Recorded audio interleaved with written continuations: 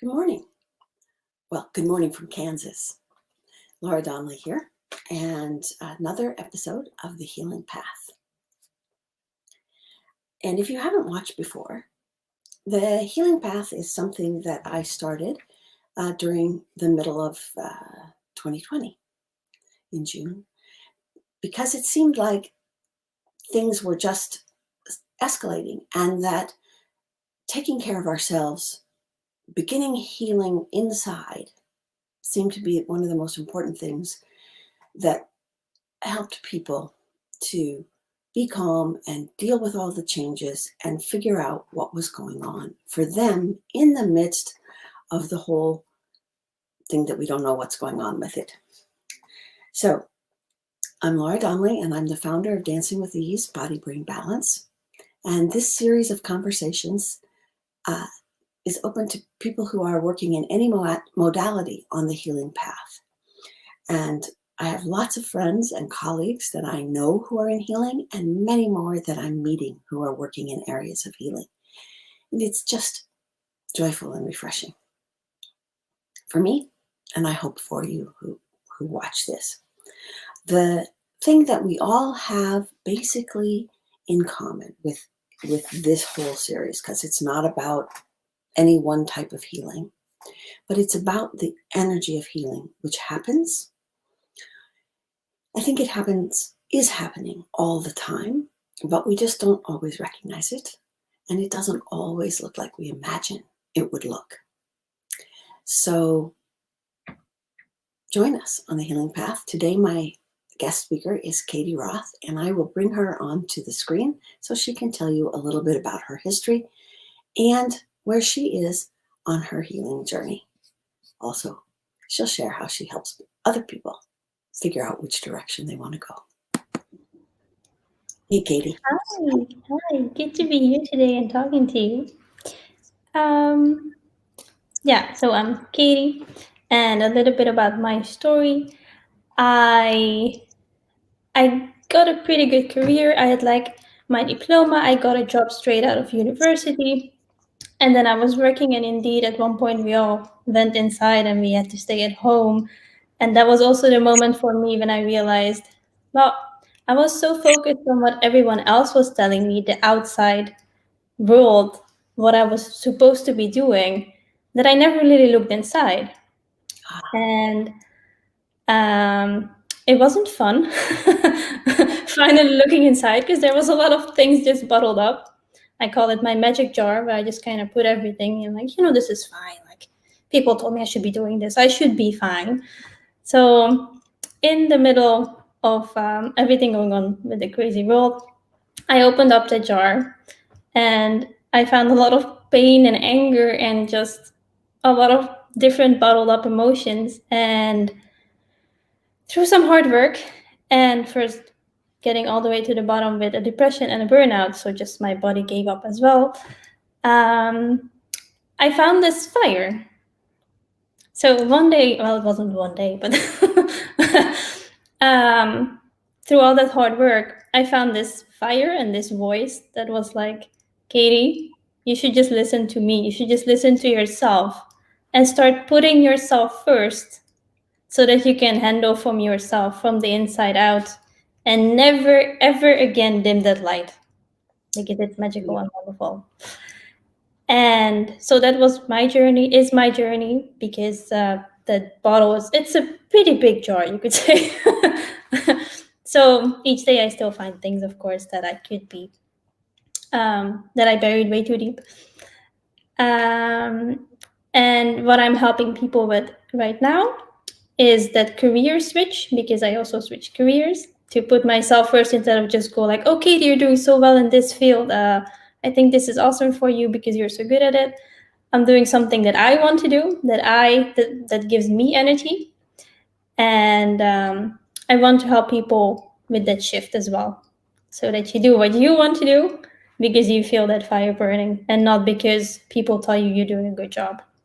Right. I had a time in my life where something I had been doing that I really liked, that I thought would last a long time, fell apart. And I was looking for what I could do next, right? And I had a friend, and she said to me, just because you have done something well before doesn't mean you need to keep doing it. And that was like a light bulb moment, because I was rewarding myself for doing things like you said. Other people said, well, see if you can do this job, if you can build this thing, make this happen, whatever. And I did that, and I got praise. So I felt good about that. Whether or not it was really the thing I wanted to do. And so it was pretty courageous of you to open the jar in the first place. I think everybody has one of those jars of, and I think it's also okay to make a jar, because sometimes you're in the middle of a family situation and it's not the right time to, just stick your hand in that jar and see what's down there. Sometimes you have to get through something, but then to have somebody to talk to uh, who has, how did you get the courage to open the jar?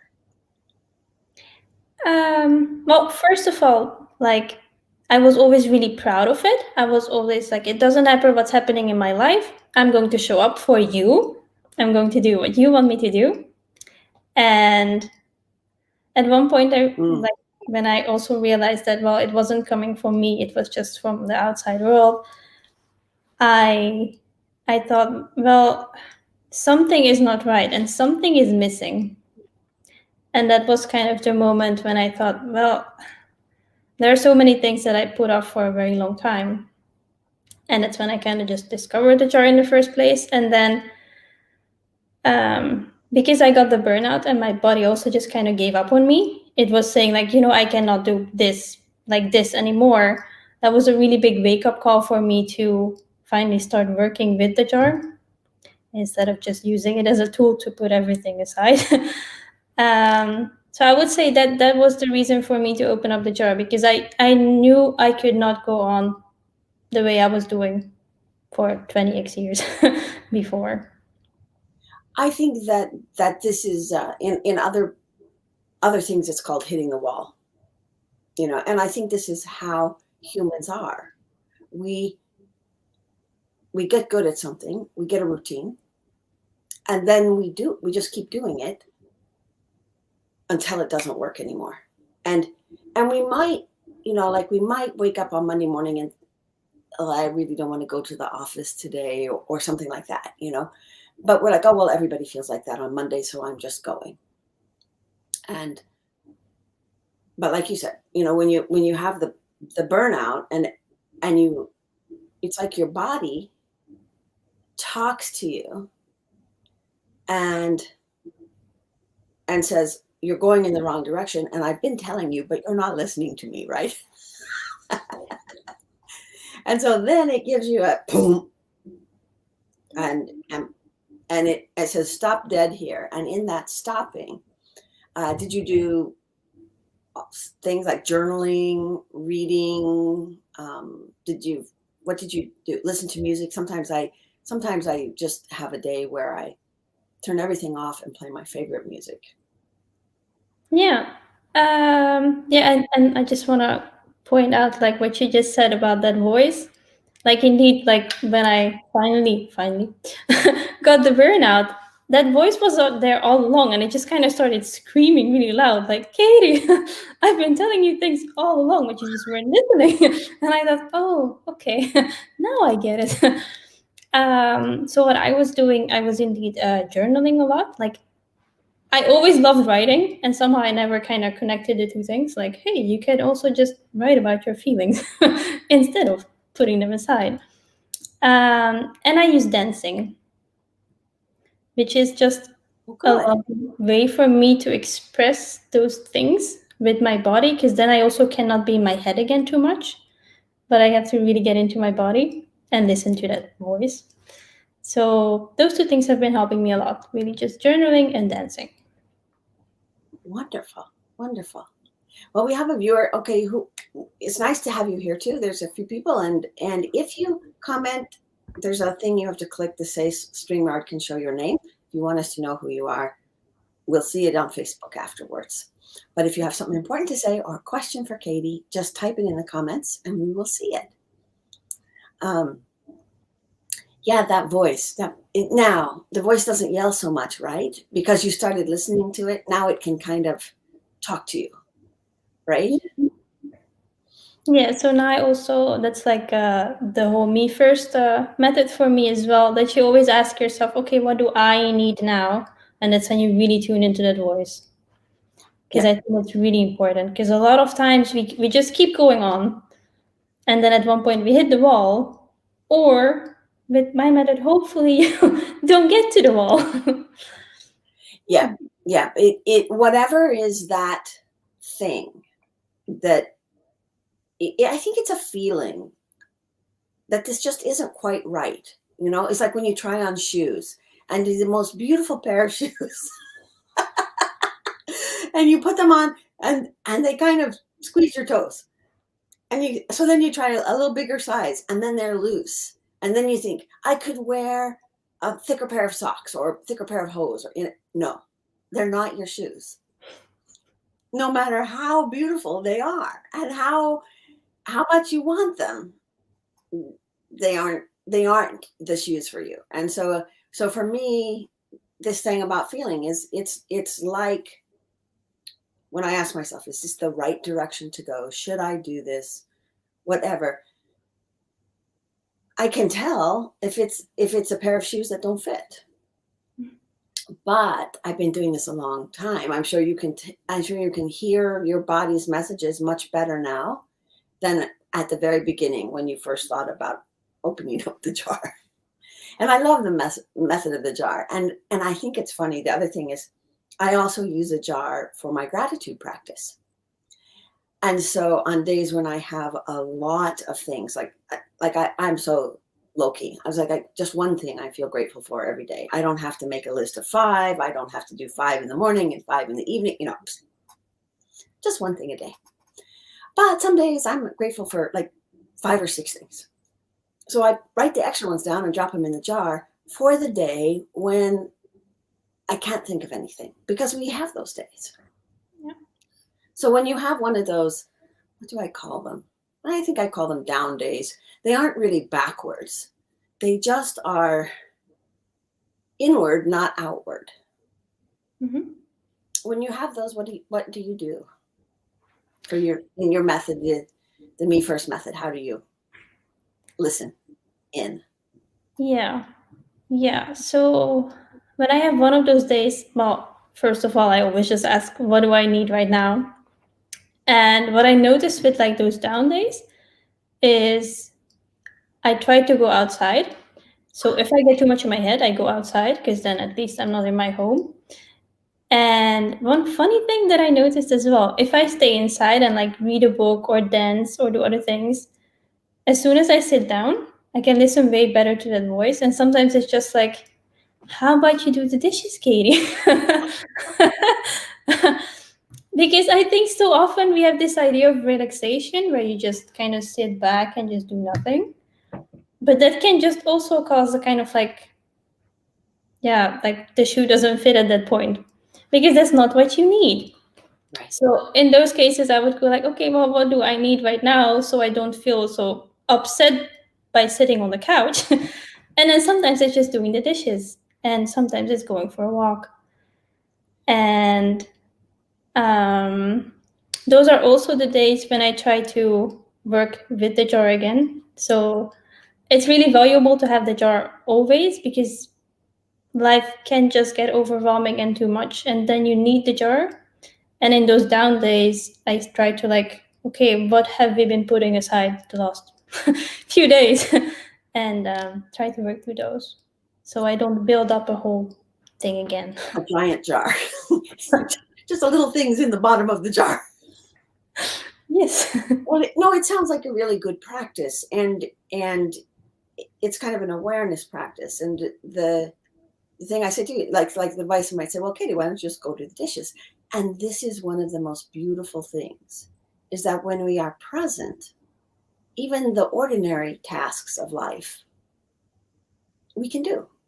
We can do with awareness. We can do, and they make us more present sometimes when I'm doing something with my hands that's kind of repetitive, one of those things that I might have tucked into the jar and hope that it stuck to the side and never came loose, just kind of floats to the surface because I'm taking care of me. By taking care of the dishes, I'm taking care of me and my house, and I'm ready to cook when it's time to cook and everything is cleaned. And um, and I think sometimes we get these ideas that if we're not doing something huge, we're not doing anything.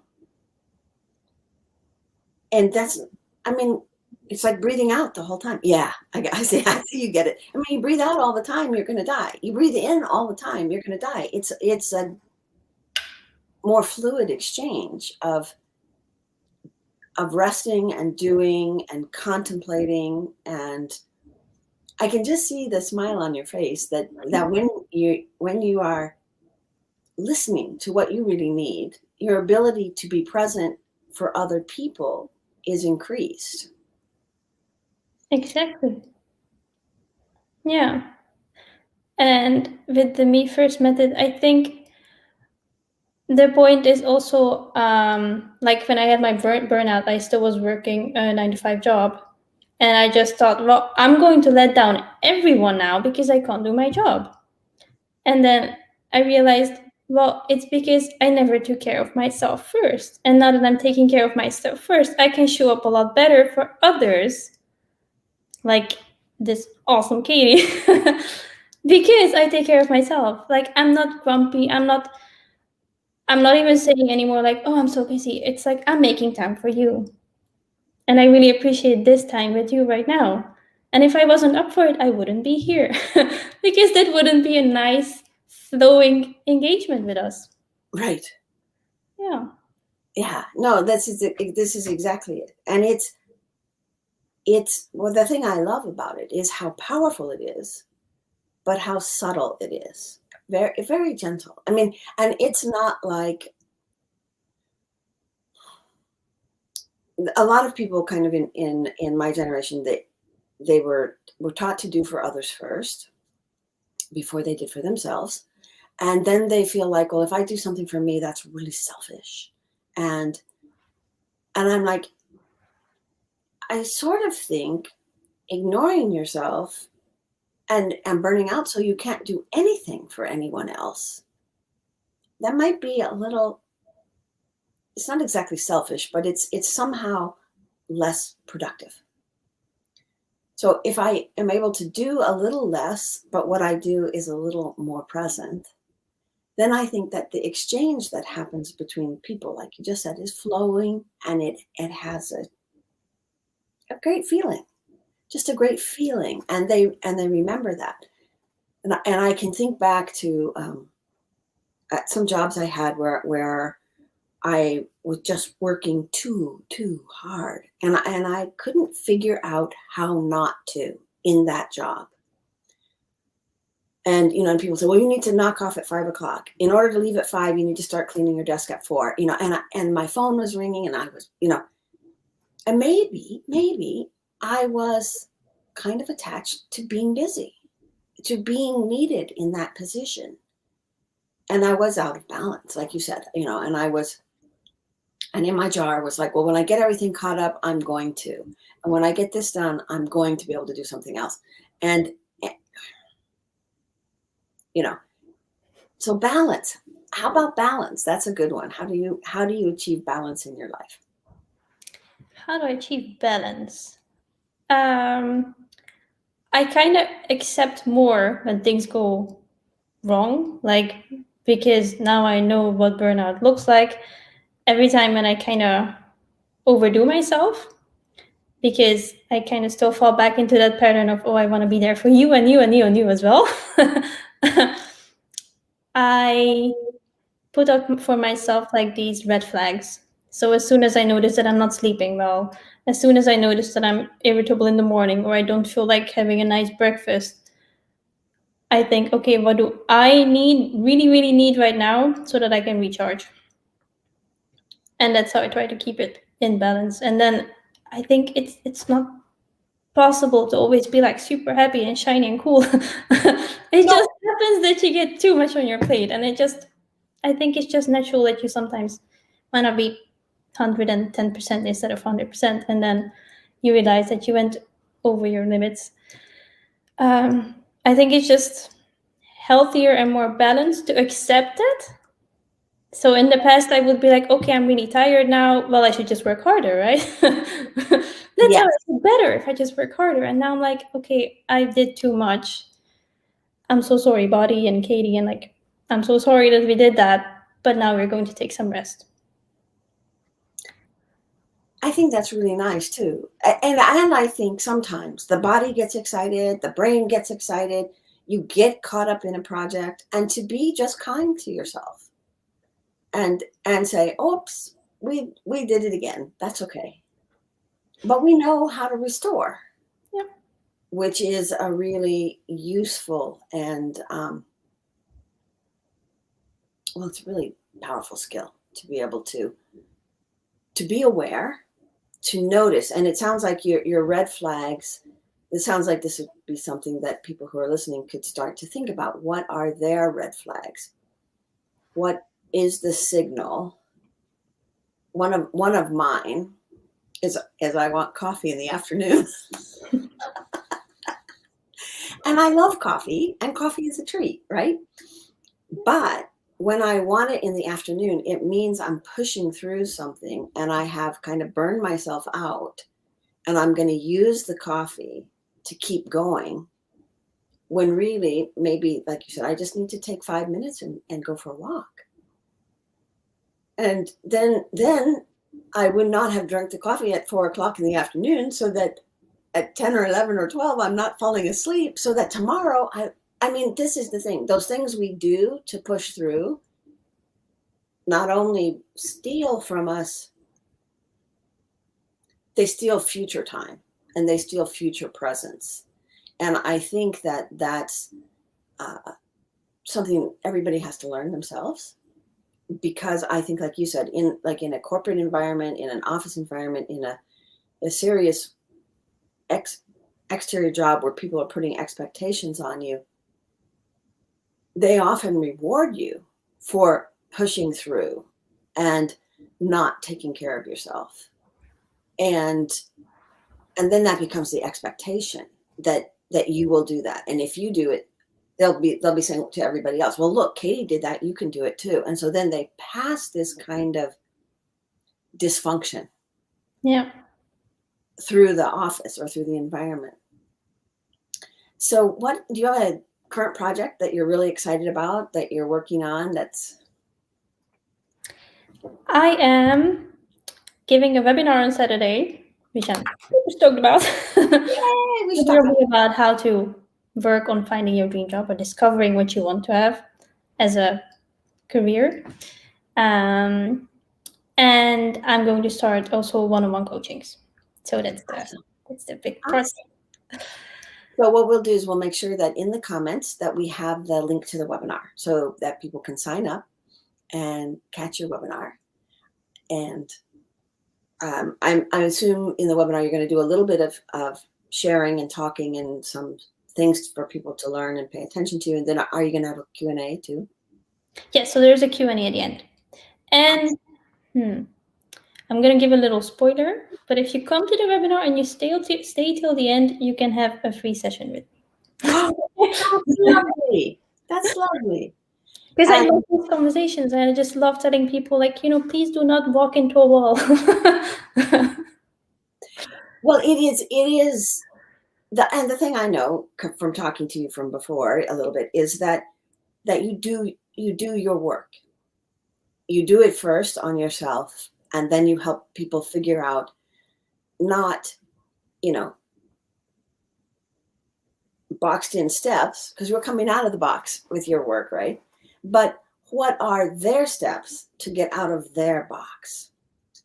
And I think that is very, I think it's very special. A lot of people make a plan or a method or something, and and it's like, do these steps, and I'm like, well, those are your steps. I love them, but that's not my dance. But the red flags, what are my red flags? Like, so I told you, one of my red flags is coffee in the afternoon. And if I do it, and I love coffee, I tell you, I love it. And if I do it 3 days in a row, the fourth day I will wake up with a little sore throat. Mm. And that's my body. That's my body. It's not yelling yet, right? Didn't make me sick, but it's saying, you're not listening. Yeah. You're pushing me too far. And so I'm going to tell you we have a sore throat. After the sore throat comes the cold, and then you have to lay down for 3 or 4 days. So either go all the way that route, or right now, take care of yourself right now. Yeah. So that you can avoid going further down that path that leads to whatever in each system. And so that's my system, right? That's my system is the first, the first too far warning sign, if I ignored all the other flags coming up, is an actual physical not feeling so good. Mm-hmm. Yeah. Other people might get a stomachache or indigestion, and then they eat and they don't feel good when we know we have to eat in order to live. So at that point, they might be like, oh, well, something's off. If my digestion is off, something is off. Yeah. And then it sounds like the quiet time. Now, your jar I was imagining my jar would be glass so I could see all that stuff in there that I was stuffing in there. Is your jar glass, or is it more like a vase, ceramic vase that you can't really see in? Do you have that clear of a picture? Yeah, so I had an exercise where I actually had to like draw my jar. I don't know if you drink kombucha, Yeah. but it's one of those pressured bottles. Oh, In the past, I had to close it really well, so it was like a really good kombucha bottle that could keep the pressure inside. And this one is open, so and this is fun, right? Mine is more like a mason jar. But this is one of the things I would imagine that people would discover with you, what their personal jar looks like. What do they hide things in? It might be, oh, now I'm getting all creative. It might be like one of those little metal tins with the lid that snaps on, yeah. But that the thing I love too is that you right at the beginning, you said it wasn't really easy, but you are so joyful now that I think that this is also something that will help people to know. Well, so think back before you decided, before the burnout, were you this happy? No. What I noticed and what I learned, what's also really important for my method is also energy. And I think in the past it was like always walking through water, kind of Ah, like, oh, the next step and the next step. And of course I enjoyed it because I achieved things and people told me I was doing well, but it was still not easy walking. And now it's a lot more just kind of floating by. Even when it hurts, even when it's something hard that I'm going through, my body and my energy is just telling me, this is just follow this. And then it's just like floating instead of walking through water. that's awesome. I think that's just awesome. And I think that would be a lovely image to leave people with for the ending. And there is, like I said, we will put in the comments where the link is. Well, we'll put the link for where to get to sign up for Mhm. the webinar on Saturday. What time on Saturday? Do you know? Your time is 4 hours. I mean, you're 4:30 in the afternoon. So you're like 5 hours ahead of where I am. Where are you? I'm in Rotterdam, the Netherlands. Oh, cool. Cool, Yeah. cool. I have several friends in the Netherlands. Your English is so good. My Dutch is so bad. When I was first there and I was driving and the names of the streets, right? They just are so long. I was like, oh my God, how am I going to do this? And it was before cell phones. I did not have the little map on my phone. But so are you doing it in, so there will be a clock on the link that will set it up for everybody's time, no matter where they are. Yes, yes, yeah. So that should go automatically, and it's 10 a.m. my time, and I don't know what time other zones it is, but it's 10 a.m. my time. Okay. Well, it's been great talking to you, Katie, and just happy. Just been happy. So thank you so much for coming on. And if anybody has questions, post them in the comments, because we will come back and check the comments and reply and answer any of your questions. And in the description, there are links to get in touch with Katie via her Instagram page and her webpage. So thank you so much for watching, and it was great to spend a little more time learning about your work, Katie. Thank you.